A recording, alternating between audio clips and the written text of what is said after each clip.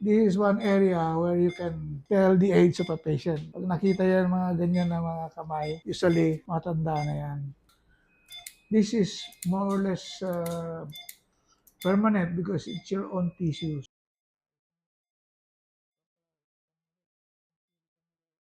Today we are doing multiple procedures, multiple liposuction of the body involving the abdomen, the thigh, the love handles, the arms, and the back. And one of the procedures that the patient requested is rejuvenation of his aging hand. He is 60 years old, Caucasian. No?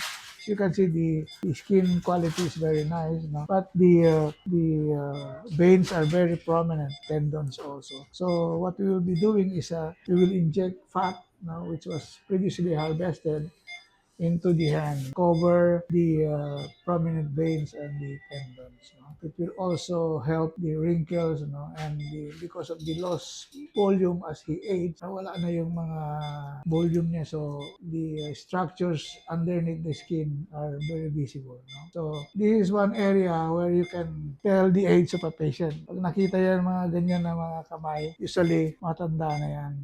Usually I do this under local anesthesia, no? But since the patient is already sedated under general anesthesia, much better.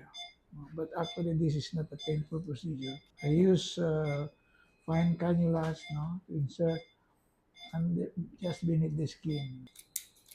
I have this special gun which inject zero point 0.1 cc every click.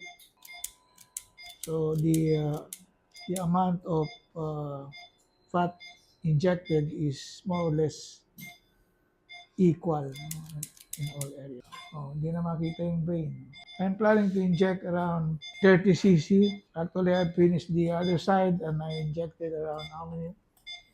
30. This is more or less permanent because it's your own tissues. Unlike the others would use fillers like hyaluronic acid, which is temporary. By using your fat, because it's your own, if it takes, it is permanent, more or less permanent. This procedure is not bloody.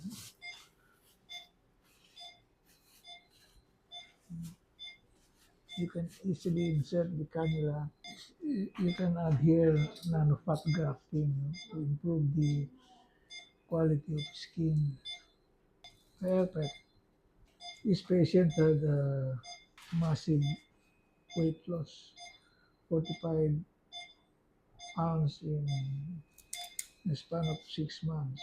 So everything sad, everything aged. So we have to replace the volume that was lost. Even the fingers you can inject. We are proud to say that our clinic is one of the few DOH accredited facility in the Philippines. So you are safe at RBD. And the price is very affordable because you don't have to be brought to hospital for the procedure because the RBB has complete facility like a hospital.